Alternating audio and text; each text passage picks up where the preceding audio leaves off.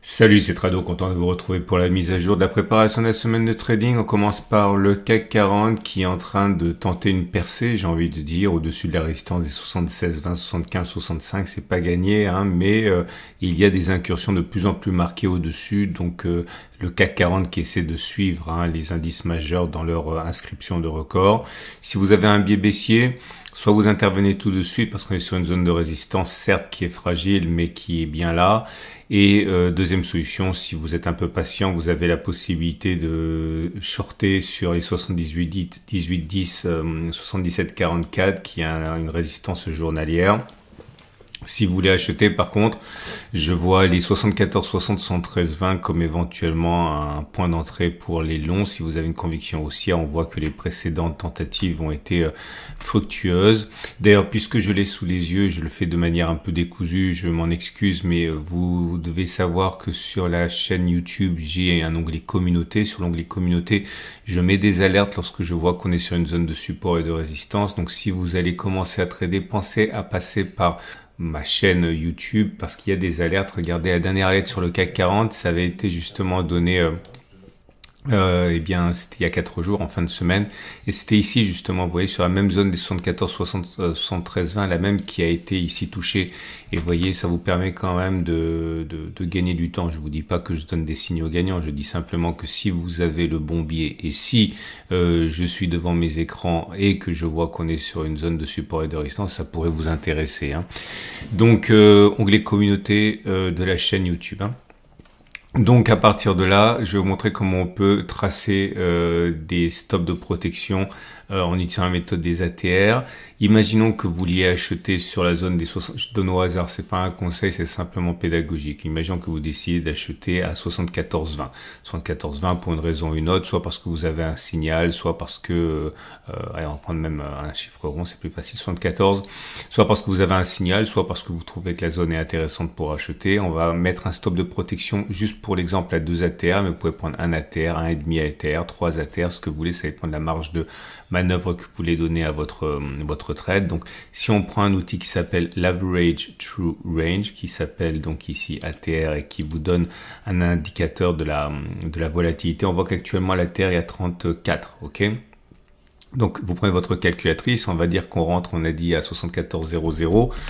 Si vous prenez un stop de protection à 2 ATR, vous allez donc enlever la valeur de ATR x 2, donc 34 et 34, ça fait 68. C'est-à-dire que votre stop de protection, il est à 73,32. Ça veut dire que si les cours vont jusqu'à 73,32, eh bien, tout simplement, j'ai dit 73,32, ouais. Vous devez sortir de votre trade en considérant qu'il est perdant, sans insister, comme ça vous contrôlez au moins votre perte, hein, donc c'est très important. Et je vais vous montrer maintenant comment on peut utiliser Turbo 24. Vous avez besoin d'un long puisque vous voulez spéculer à la hausse et vous prenez un effet de levier faible. C'est important d'avoir un effet de levier faible quand on débute. Après vous faites ce que vous voulez quand vous devenez expérimenté, mais là on va prendre un effet de levier à 7 avec un niveau de knockout au 65,37. C'est-à-dire que si les cours vont jusqu'à 65,37, vous avez perdu la valeur de votre trade. Ça, il faut pas faire ça. Il faut sortir sur le stop de protection et pas sur la valeur du knockout. Donc ici, ce 65,37, ça veut dire que si les cours descendent jusqu'à 65,37, vous avez perdu tout votre trade. Ok, donc combien? Bah, imaginons par exemple que vous ayez décidé d'acheter 10 Turbo 24. Eh bien, si vous avez acheté 10 Turbo 24, vous allez perdre en cas de descente jusqu'au niveau de knockout 112 euros. Ok, mais vous n'allez pas perdre 112 euros. Pourquoi? Parce que vous sortez à 73,32. Donc visuellement, je fais ça à la louche, hein, mais ça correspond peut-être à un dixième. C'est-à-dire que vous n'allez pas perdre 112 euros, mais vous allez perdre 11 euros et quelques. Ok, c'est très important. Après, vous pouvez monter le montant de la position, mais au début, soyez prudent. On va prendre maintenant un autre exemple. On va regarder ce qui se passe si on prend un stop de protection alors qu'on a spéculé à la baisse. On va prendre l'exemple d'une spéculation à la baisse sur le niveau des 78,00. Ok, un chiffre rond là encore. Vous prenez votre calculatrice, vous prenez 78,00 et là on va dire qu'on prend un stop de protection à 1 ATR. Simplement pour l'exemple, on a dit que c'était 34. Entre votre stop de protection, si vous mettez à 1 ATR, c'est 78,34. Donc vous êtes rentré à 78,00, votre stop de protection à 78,34. C'est-à-dire que si les cours montent jusqu'à 78,34, vous devez sortir de votre trade sans demander votre reste. Si vous trouvez que c'est trop serré, ben dans ce cas, vous prenez 2 ATR, 3 ATR, 4 ATR, ce que vous voulez, hein, mais respectez votre plan de trade, c'est important. Je vous montre comment ça fonctionne avec un turbo 24 baissier. Vous prenez un short, vous prenez un effet de levier faible, 6, c'est le minimum, 89,05 pour le niveau de knockout, c'est-à-dire que si on monte jusqu'à 89,05, vous avez tout perdu. Tout perdu combien? Bah, tout perdu, ça dépend combien vous avez acheté de turbo 24. Imaginons que vous avez acheté 10 turbo 24. Vous perdriez 131 euros. Ok, mais 131 euros, vous vous êtes sorti en vérité ici. Donc vous avez perdu, allez, visuellement un 20e. Donc vous avez perdu, allez, encore une fois à la louche, un 6-7 euros. Ok, ma condition, bien sûr, de sortir au moment où vous avez dit que vous sortiriez et de ne pas rentrer en mode espoir. Voilà comment ça peut fonctionner. Pour terminer, je vous montre le sentiment client. Le sentiment client pour le CAC 40, il est globalement à l'achat, 66%. Et toute dernière chose, regardez les bougies Aiki Nashi, c'est vert, donc la pression, elle est haussière pour l'instant. Et je terminerai en vous disant que si vous voulez rentrer sur un signal, que ce soit un signal acheteur ou vendeur, plutôt que simplement rentrer sur une zone, vous pouvez vous référer à toutes les vidéos que j'ai faites, que je fais tous les jours pour IG.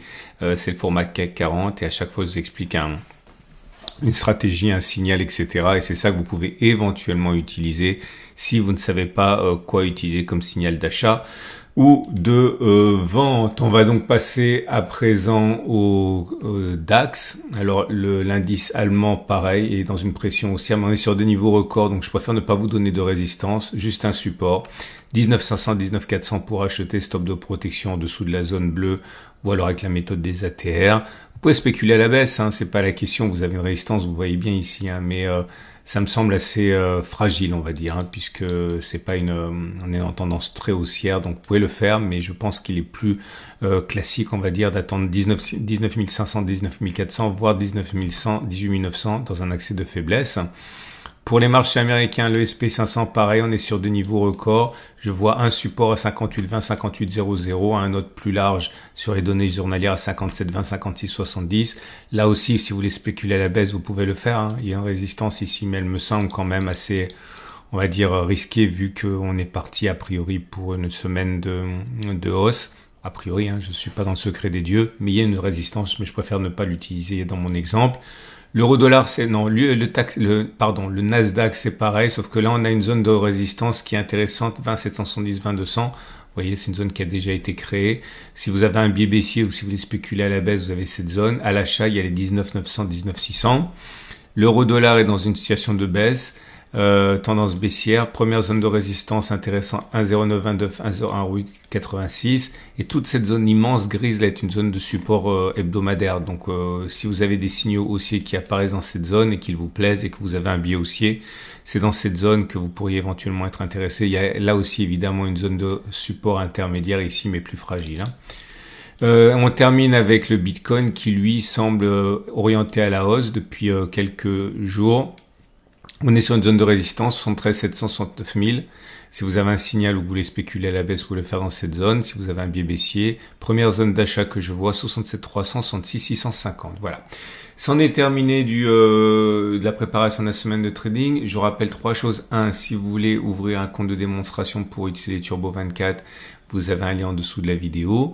Vous avez également toutes les alertes que je mets dans l'onglet communauté de la chaîne YouTube. Et si vous ne savez pas ce que sont des signaux d'achat et de vente et que vous voulez rentrer sur signal et pas sur zone, vous avez mes vidéos labellisées IG qui vous en proposent tous les jours. Excellente journée, à lundi prochain pour la mise à jour.